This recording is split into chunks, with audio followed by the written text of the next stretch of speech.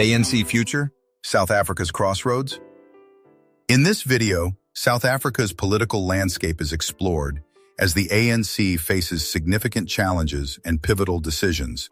The potential trajectories for the nation are considered, drawing viewers into a crucial moment in its history. South Africa stands at a precipice. And no, it's not the pretty kind with a waterfall and tourists. It's the ANC, the once glorious liberation movement, now stumbling like an old boxer, still insisting he's championship material. The question is simple. Will they adapt to the demands of a younger, angrier, jobless generation? Or will they drag the country into another round of political karaoke where nobody knows the words, but everyone's shouting anyway? Before we continue, smash the like button, not because it helps me, but because it irritates the opposition. And subscribe now. Think of it as reparations for all the bad takes you've swallowed this week. Finally, drop a comment. Prove you can actually string a sentence together, or just argue with me in the replies and feed the algorithm. And while you're at it, share this with someone dumber than you. It'll make you look like the genius in the group chat. Imagine a South Africa profoundly transformed in the next 5 years. The ANC's current trajectory is leading to unprecedented shifts. But will it be towards prosperity or instability? We're diving deep into the potential futures emerging from the crossroads the nation faces, exploring the pivotal choices that could redefine its very identity. For the first time since Mandela swapped prison bars for parliament seats, the ANC lost its majority. So what did they do? They stitched together a coalition so fragile that a light breeze from Pretoria could tear it apart. The DA calls it unity. The EFF calls it betrayal. And the people, they call it, well, mostly load shedding, because the lights went out before they finished the sentence. With recent election results and the emergence of coalition politics raising questions about whether South Africa is witnessing the end of a political era. Beneath the surface, deep factionalism and leadership battles continue to weaken coherence at the top, leaving uncertainty over who truly holds authority within the party. Meanwhile, public frustration grows louder, as many South Africans increasingly view the ANC as out of step with their daily struggles and aspirations. President Ramaphosa decided to host a citizen-led national dialogue. Sounds noble, right? Except half the opposition skipped the party, calling it political theater. Spoiler alert, they're not wrong. Picture it, endless speeches, handshakes, and promises about ending inequality. While the catering bill alone could probably fund a few schools. It's like therapy, but the patient refuses to admit they have a problem. Corruption. The only industry that never collapses.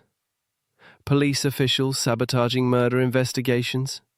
Ministers suspended after "oops, we lost millions" scandals. It's less a government and more a crime series that somehow never gets cancelled.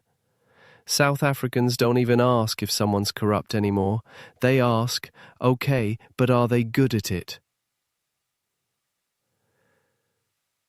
Economic headwinds and policy paralysis continue to weigh heavily on the country, marked by persistent unemployment, inequality, and poverty that reflect forgotten promises of inclusive growth. The collapse of state-owned enterprises and the visible decay of infrastructure raise pressing questions about financial mismanagement and accountability. Meanwhile, crucial initiatives such as land reform and broader economic transformation remain stalled, leaving structural challenges unresolved and the economy trapped in a cycle of stagnation. Meanwhile, the economy is playing twister with itself. On one hand, they're opening up freight rail to private players, finally admitting Transnet is as reliable as dial-up internet.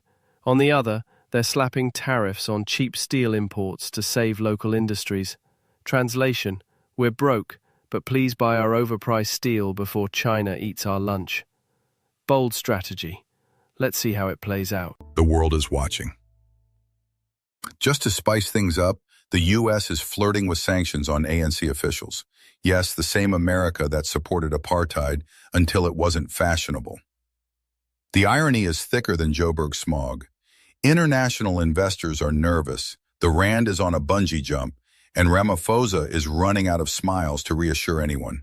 South Africa wanted a seat at the global table. Turns out the table's serving humble pie. Imagine South Africa 5 years from now. Either the ANC reinvents itself into something resembling competent leadership, or the country turns into a Netflix dystopia no one asked for. Potential futures include ANC adaptation and reform. Can the party reinvent itself? Surprised, imagine the ANC suddenly growing a spine. They fire the dead weight, actually prosecute corruption, embrace yourself, deliver functioning services. Sounds like fantasy, but if survival instincts kick in, the ANC might rebrand itself as a responsible manager of democracy. The question is whether they can change faster than their voters' patience is running out. Reinvention or extinction, pick one. Or coalition complexities and political instability become a new normal. Maybe the ANC keeps staggering forward in a Frankenstein coalition, stitched together with duct tape, backroom deals, and sheer desperation. Picture endless policy deadlocks, press conferences that sound like bad improv, and a government that needs 5 parties to agree on what's for breakfast. South Africans call it coalition governance. The rest of the world calls it chaos with extra steps. But what if the ANC truly falters? There's the nuclear option. The ANC collapses, leaving space for something new. Maybe the DA, the EFF, or a wildcard movement we haven't even heard of yet. A South Africa where liberation myths no longer buy loyalty. On one hand, this could be the country's long overdue political detox. On the other, think instability, messy transitions, and leaders sprinting to the exit with whatever's left in the treasury. Either way, history books would have a field day,